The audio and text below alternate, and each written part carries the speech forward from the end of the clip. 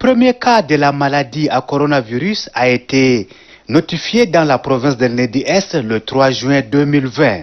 Dès lors, il faut préparer les professionnels de la santé non seulement à affronter la dite pandémie, mais aussi prendre en charge les malades.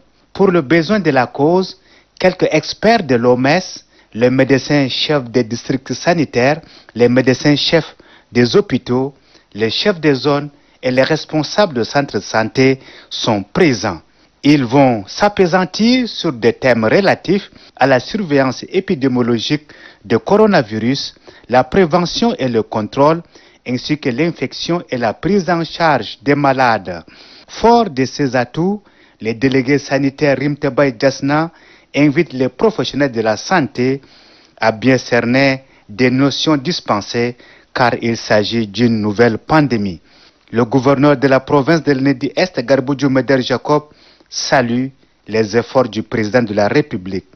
Depuis l'apparition de la maladie au Tchad, le président de la République, son Excellence M. Idriss Déby Itno, s'est investi personnellement pour contrecarrer cette pandémie. Ce rendez-vous dure 2 jours et verra le district sanitaire de Bahaï, Mourdi, Amdjaras et Kaura être à point pour faire face à la Covid-19. La mobilisation pour contrecarrer la maladie à coronavirus ne faiblit pas. La distribution de matériel de lutte contre la Covid-19 initiée par la Sojet Tchad, notamment les masques, eau de javel, le savon, le gel hydroalcoolique, est orientée vers la zone de défense et de sécurité numéro 8. Le commandant de la zone Barkay Hissène Djarma a salué le bienfaiteur. La légion numéro 11 de la gendarmerie est également à l'honneur. Le com légion Bialoum Ezaï n'a pas tari d'éloges à l'égard de l'entreprise. À l'école coranique de Bi-Idno, ce sont les responsables qui ont réceptionné les lots de matériel. La série de distribution des matériels de lutte contre la Covid-19 est également passée par la station provinciale d'Amdjaras. Une diversité de matériel est remise au chef de station qui a adressé sa profonde gratitude aux donateurs. Les militaires en faction à la barrière ont bénéficié également de la bienfaisance de l'entreprise Sojet Tchad. Une distribution a été faite dans le département d'Itou. Le mobile du déplacement du gouverneur est de sensibiliser la population autochtone et réfugiée sur le vivre ensemble et la cohabitation pacifique. Brahim Seyd Mahamat a rencontré le leader des réfugiés du camp Kouchagin Moura, où il les a invités à respecter les lois du pays et les us et coutumes de la population haute. Juste après, le gouverneur a rencontré les chefs de village des alentours du camp. Avec eux, Brahim Seyd Mahamat a évoqué la question de la protection de l'environnement. Le chef sous-délégation HCR Farchana, Abdou Mahman Dango, a fait un bref aperçu au gouverneur sur les activités de l'UNHCR dans ces différents camps. Le chef de canton, Moudiobok Abdelkhadir Youssouf, a sollicité l'implication des fils de la localité dans le processus du développement. Le gouverneur et sa suite se sont rendus également au camp Gaga, dans la sous-préfecture d'Amlayouna. Le gouverneur a eu à faire le même travail de sensibilisation avec les réfugiés et la population haute. Il a aussi saisi l'occasion pour sensibiliser l'assistance sur la lutte contre la pandémie du Covid-19 et le respect des mesures barrières. Le gouverneur de la province du Ouadda, Ibrahim Seyd Mahamat, a remis un lot de masques aux représentants des réfugiés des camps visités pour se protéger contre ce mal du siècle. De la province du Bata. À l'heure où je vous parle, notre province compte 3 cas, dont 2 ont reçu leur certification de guérison. Et tout porte à croire que la bataille peut venir à bout de la pandémie, ne fait que commencer ici au Bata. La situation est de toute évidence inquiétante face à un virus particulièrement dangereux. Je comprends qu'elle suscite des peurs et des angoisses. Mais je voudrais vous rassurer que cette bataille, nous la mènerons et nous la gagnerons ensemble. Avant la survenue du premier cas au Bata, sur l'instruction des plus hautes autorités, nous avons déjà appréhendé le mal et mis en place un comité de veille que je préside personnellement et qui se réunit régulièrement chaque mardi pour évaluer la situation et prendre les décisions qui s'imposent. Au Bata, il est de notre devoir de prendre toutes les dispositions pour ralentir, maîtriser et mettre un terme à la transmission de ce fléau. J'en appelle à la responsabilité des personnes présentant des symptômes de cette maladie pour qu'elles prennent d'elles-mêmes des mesures de quarantaine et contactent aussitôt les autorités sanitaires pour une prise en charge. J'invite les forces de l'ordre à veiller, dans le cadre de la loi, à la sécurisation des personnes et des biens partout dans la province. Pour freiner la chaîne de contamination de la pandémie à coronavirus dans les provinces, que le comité de gestion des crises sanitaires, par l'autrichement du sous-comité de sensibilisation, a doté la province du Logone oriental de 20 000 cache-nez. Aussitôt reçu, le gouverneur de la province du Logone oriental, Moussa Haroun Turgo, par ailleurs coordinateur du sous-comité de sensibilisation, a procédé à la distribution de ces masques. Selon la clé de répartition, les 6 départements reçoivent 2 000 cache-nez chacun. La délégation provinciale de l'éducation du Logone oriental bénéficie de 5 000 masques, 1679 reviennent à l'université de Doba, 500 masques aux forces de défense et de sécurité et 200 à la station provinciale Onama de Doba. Moussa Haroun Turgo affirme que ces masques sont d'une grande utilité pour la lutte contre le Covid-19. Son vœu ardent est que ces masques atteignent les bénéficiaires et couches vulnérables pour casser la chaîne de propagation de la pandémie.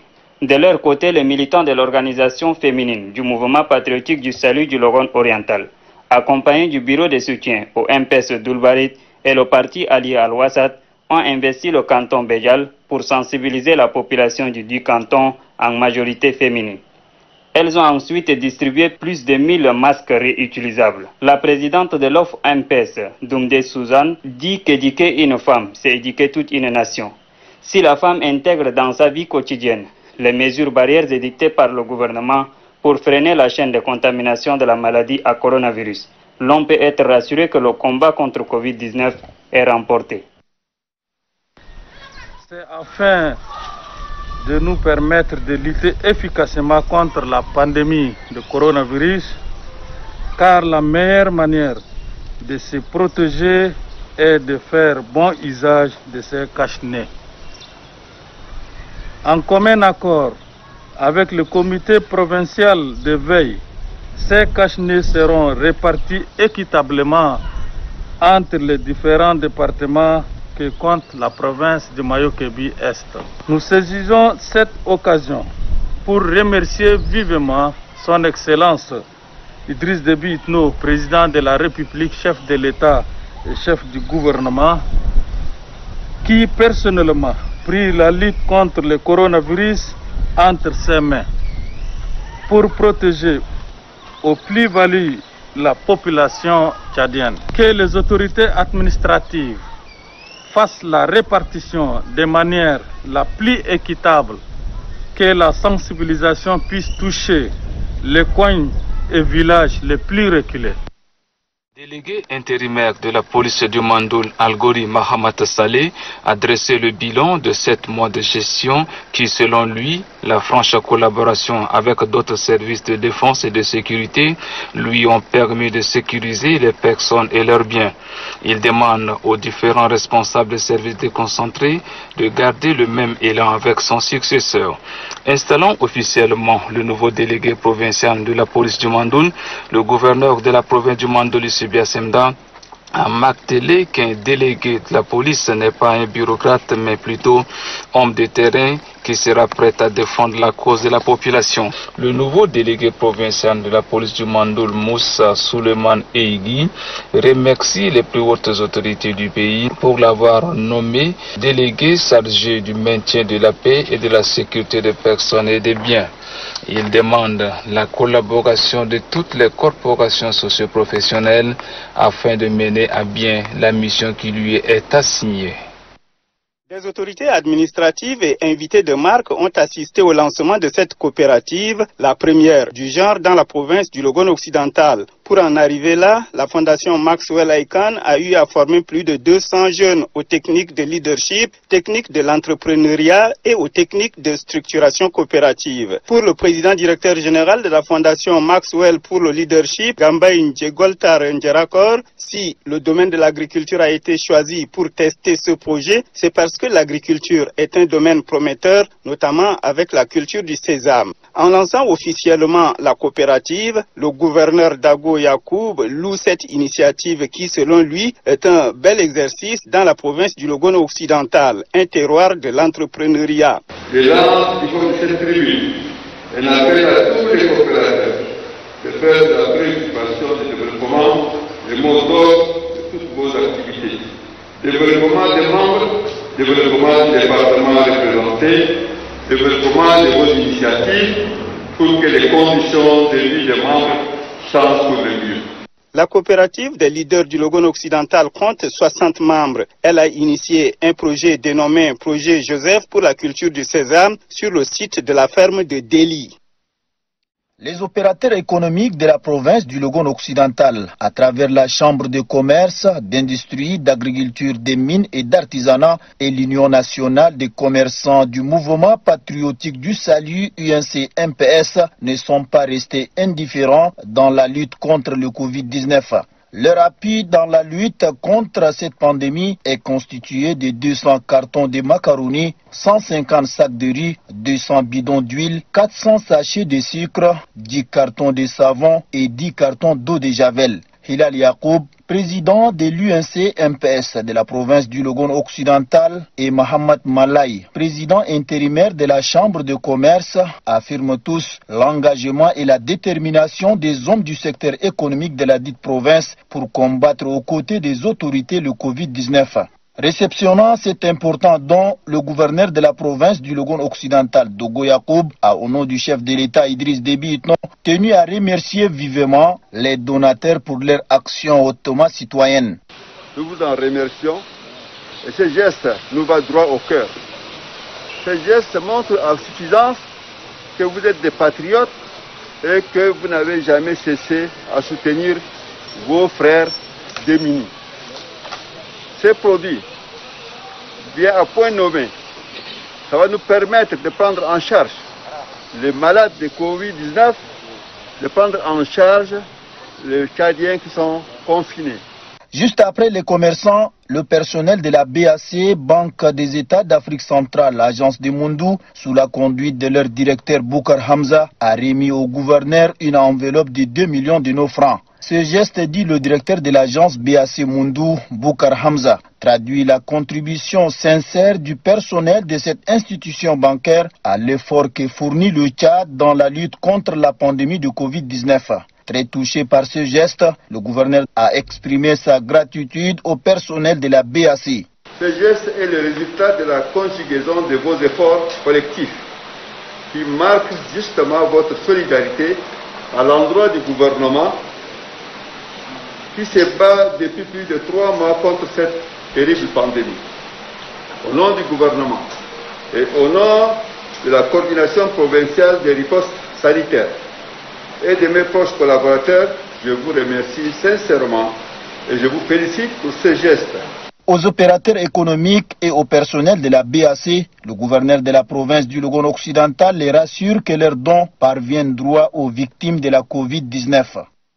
À l'instar des groupements socio-professionnels, l'Association pour la promotion des libertés fondamentales au Tchad, APLFT, mène des actions de lutte contre la maladie à coronavirus au Tchad. En cette journée du vendredi, les membres de l'APLFT sont allés distribuer des masques de protection aux populations de 5 différents villages de la sous-préfecture de Koundoul, à savoir Malo 1 et 2, Kandambari, Daraja et Rab. Selon les donateurs, cette initiative vient accompagner les efforts consentis par le gouvernement dans sa lutte contre la maladie de Covid-19. L'APLFT, avec ses partenaires financiers, a mis en exergue dans toutes ses activités de sensibilisation et d'éducation la lutte contre la pandémie à Covid-19. Laouyama Topinanti appelle les bénéficiaires à faire bon usage de ces masques. C'est indéniablement utile d'utiliser à tout temps, en tout lieu et en toutes circonstances ces masques de protection. Le sous-préfet de Koundoun, Mohamed Ibrahim Adam, quant à lui, rappelle à la population l'importance des mesures barrières et se réjouit de cette visite. Dans chaque village, les membres de l'APLFT ont véhiculé le même message, celui de respecter scrupuleusement ces gestes barrières. L'Association pour la promotion des libertés fondamentales au Tchad est une association de défense des droits de l'homme œuvrant pour l'éducation et la sensibilisation pour que la population connaisse ses droits et devoirs, y compris les mesures d'hygiène et de salubrité, a affirmé son chargé des affaires juridiques. C'est une rencontre qui a regroupé les autorités administratives, traditionnelles, civiles, militaires et municipales. Avec ces dernières, les responsables du MPS de la province de Hadjalamis et ceux des communes de Kindji, Gama et Arbouchatak ont échangé sur la pandémie de Covid-19 via son mode de contamination. Au cours des assises, le secrétaire général adjoint du conseil provincial du MPS de Hadjalamis, Sharfadin Issa Issaha, a appelé la population de ces différentes localités à la vigilance et au respect des mesures barrières. Par la même occasion, il invite la base à mener des campagnes de sensibilisation pour appeler la population à la prise de conscience et de responsabilité. Pour joindre l'acte à la parole, le secrétaire général adjoint du conseil provincial du MPS de Hadjalamis a remis à la population un lot de masques de protection, une contribution qui atteste la volonté du MPS dans cette lutte aux côtés du gouvernement. Nous avons pensé que l'État seul ne pourrait pas assumer cette lourde responsabilité, et étant donné que la 4e République donne aussi mandat aux chefs traditionnels de pouvoir suppléer l'État. C'est dans cette mission que nous nous sommes levés pour essayer de venir vous appuyer, vous venir en aide et surtout venir en aide à notre département, aux populations, non seulement de notre canton, mais aux autres. Nous nous sommes dit que le département aussi sûrement en a besoin. Et nous sommes venus vous rendre visite pour vous remettre ces modestes casques qui, comme vous l'avez dit, monsieur le préfet, servira à sûrement équiper à travers la jeunesse ceux qui en ont le plus besoin. La province de Guéra est la 2e province la plus touchée au Tchad. Et Dieu seul sait, si nous ne prenons pas de mesures, combien de personnes encore en seront victimes. Parce que vous êtes sur ce qu'on appelle généralement un couloir de transhumance. Tous ceux qui partent à l'est, au nord, sont obligés de passer par là. Et sûrement, ce n'est pas le virus qui se promène, mais c'est les gens qui le propagent en effectuant leur voyage. D'où nous penserons toujours à faire plus d'efforts pour que, aussi longtemps que pourrait être, si nous avons disponibilité, de manière à vous soutenir. Et je lance aussi un appel à ceux qui nous regardent peut-être de pouvoir y penser à ce département, parce que nous nous sommes rendus compte en faisant un petit tour que les gens en ont vraiment besoin, non seulement des masques, mais aussi d'autres moyens qui pourraient les aider à lutter contre cette pandémie. Assurer une autosuffisance alimentaire au Tchad, c'est le souci du président de la République. Dans ses différentes déclarations, il ne cesse d'inviter les Tchadiens à retourner à la terre nourricière. Dans la province du Chari-Bagrimi, l'Office national pour la promotion d'emploi octroie du crédit agricole aux agriculteurs de Bousso dans le département de l'Ouk-Chari. C'est une enveloppe de 70 millions de francs CFA qui leur a été octroyée par le gouvernement à travers l'ONAPE. Le représentant du chef traditionnel de Bousso, Mohamed Djibia, s'est réjoui de cette initiative du gouvernement. Pour lui, la campagne agricole en cours s'annonce bonne avec ce tapis de l'ONAPE.